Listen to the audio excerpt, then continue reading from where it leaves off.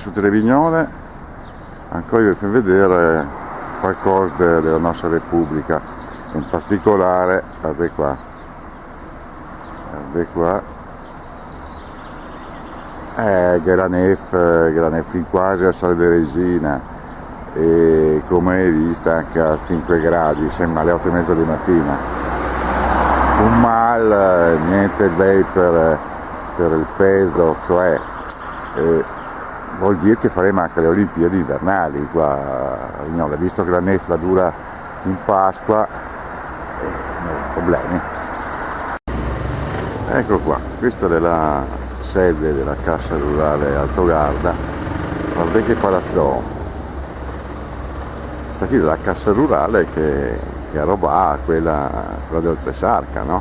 Quei soldi che avevano a Bologna, Vignole, Masson, San Martin, io faccio su sto palazzone qua, che fra l'altro prima si chiamava Videgea, la totta per una pipa di tabacco dai preti, e guardando che gli ha buttato i soldi, guarda, serviva a me a fare tutta sta roba qui, no, dai.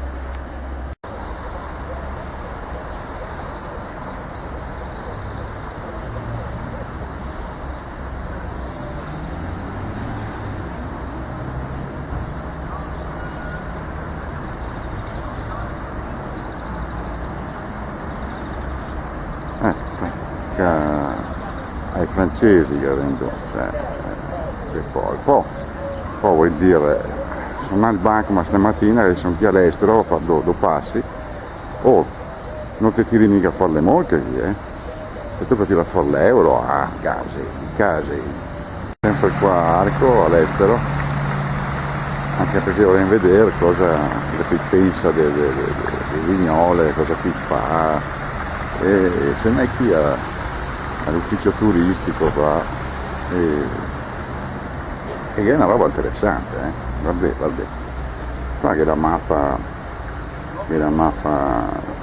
del Basso Sacca, e vedete quella linea, la linea nera lì in mezzo, ecco, là è il confine da Vignole e Bologna, vedi?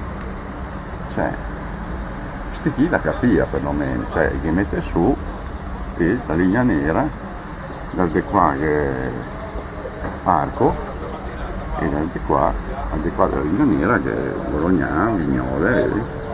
Gro, dopo che Zeniga, questa Murata, Drena, insomma, è qualcosa, no?